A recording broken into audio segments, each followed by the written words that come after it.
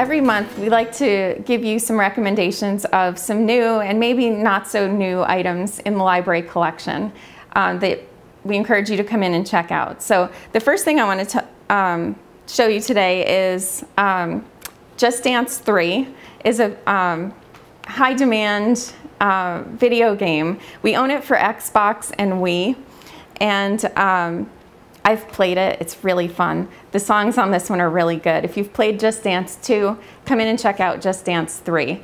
The library also does take donations of video games, so if you have games laying around that your kids are not playing with anymore and you'd like to donate them to the library, it is tax deductible, and we'd be happy to give you a receipt for it.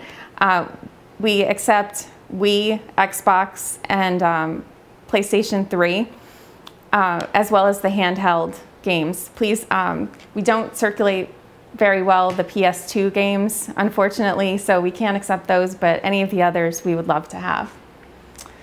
One of the things I've been really interested in lately, I was reading Facebook posts from some of my friends about this show that they were all raving about called Downton Abbey. That was a PBS series.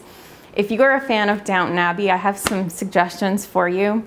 If you're not, if you don't know what that is, run to the PBS website and take a look. It is such a great series. It's about life in a rural English town. The series starts in 1912 on the day the Titanic sank, and it takes place through World War I. There are 2 seasons that are available out on DVD. I don't have them to show you today because we have huge waiting lists for those. But if you're interested in watching the series, you can get on the waiting list here at the library for the DVDs. We own both seasons. Or you can watch season 1 is streaming on Netflix, and season 2 right now for a short time is available on the PBS website, so you can watch those online. But now that series 2 has ended, series 3 won't be available in the US, I understand, until January of 2013. Oh my gosh, what are we gonna do in the meantime? So I have some things to recommend for you to tide you through until January of 2013. One, interestingly, was a suggestion from a patron who came in who was looking for this series called Lark Rise to Candleford. And she recommended this as, if you loved Downton Abbey, you'll love this series too. It originally aired on TV in 2008. And it follows the relationship of 2 contrasting communities, Lark Rise, a small hamlet gently holding on to the past, and Candleford, a neighboring market town bustling into the future. When young Laura Timmins leaves Lark Rise for a job at the Candleford post office, she discovers an eye-opening, exciting new world. In the face of scandals and feuds, she must leave her childhood behind. So, take a look at Lark Rise to Candleford and see what you think. We also do own Upstairs Downstairs, which was one of the inspirations, I think, of Downton Abbey. So if you'd like to come in and check out and watch the original, we do have several of those in stock. And one of the books I read when I was looking for other stuff related to Downton Abbey was this book called Below Stairs. The classic kitchen maid's memoir that inspired Upstairs, Downstairs, and Downton Abbey. This is a memoir. It was this woman's actual experience working in London and some of smaller towns around London. So you kind of see what life was really like for the servants, and Downton Abbey, I think, glorifies it a little bit. She talks a lot in the book about how difficult life was for servants in England during that time period, and it's not as easy as they make it out to be in the series. So, and it's always kind of fun to balance some nonfiction with some fiction. So definitely take a look at this one. This is another book that has a waiting list, but it's definitely worth the wait, and it's a fairly quick read. It's not very long. I have one children's book for you. Since we were talking a lot about adult programs, I wanted to talk mostly about adult books today, but I have this picture book that came in this month called Little Dog Lost, the true story of a brave dog named Baltic. And it was such a sweet story. One of my colleagues here at the library gave me this book and said, you have got to read it. I'm such a dog person, and I'm a sucker for a good dog story. This one, on a cold winter day, a curious dog wandered onto a frozen river, and before he knew it, he was traveling fast on a sheet of ice. Many people tried to help, but the dog could not be reached. Finally, after 2 nights and 75 miles, the little dog was saved by a ship out in the Baltic Sea.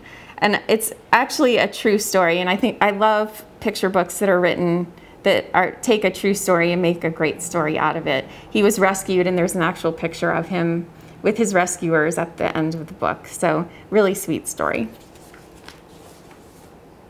The next one is an older title. And like I said, we don't always give you the newest, but we want to give you some of the things we're really enjoying. This is called Sidetracked. And in this book, Kurt Wallander, the main character, is called to a nearby field where a teenage girl has been loitering all day long. He arrives just in time to watch her douse herself in gasoline and set herself aflame. The next day, he's called to a beach where Sweden's former Minister of Justice has been axed to death and scalped. The murder has the obvious markings of a demented serial killer, and Wallander is frantic to find him before he strikes again. But his investigation is beset with a handful of obstacles: a department distracted by the threat of impending cutbacks and the frivolity of World Cup soccer, a tenuous long-distance relationship with a murdered policeman's widow, and the unshakably haunting preoccupation with the young girl who set herself on fire. Fascinating and astute, Sidetracked is a compelling mystery enhanced by keen social awareness. One of our other staff members recommends this book called The 19th Wife. She says that the author skillfully weaves a tale back and forth between the roots of 19th century polygamy and a modern-day polygamist murder mystery. Much of the book focuses on the 19th century beginnings of polygamy and the Mormon faith. As she moved through the book, she found herself more and more captivated by the very compelling story of Anne Eliza Young, Brigham Young's 19th wife. The book is woven with so much historical fact that it becomes hard to separate fact from fiction, but she believes the author tried to accurately portray the events as much as possible. That's one of the things I love about historical fiction myself. So that's The 19th Wife. Another one that's a new book is The Sixth Man by David Baldacci. He's very popular here in Westborough. And in this one, Edgar Roy, an alleged serial killer, is held in a secure fortress-like federal supermax facility awaiting trial. He faces almost certain conviction. Sean King and Michelle Maxwell are called in by Roy's attorney, Sean's old friend and mentor, Ted Bergen, to help work the case. But their investigation is derailed before it begins. En route to their first meeting with Bergen, Sean and Michelle find him murdered. It's now up to them to ask the questions no one seems to want answered. Is Roy a killer? Who murdered Bergen? With help from some surprising allies, they continue to pursue the case. But the more they dig into Roy's past, the more they encounter obstacles, half-truths, dead ends, false friends, and escalating threats from every direction. Their persistence puts them on a collision course with the highest levels of the government and the darkest corners of power. In a terrifying confrontation that will push Sean and Michelle to their limits, the duo may be permanently parted. Sounds really exciting. Sixth Man by David Baldacci. So we hope you enjoyed our book recommendations for this month, and please come into the library and check it out.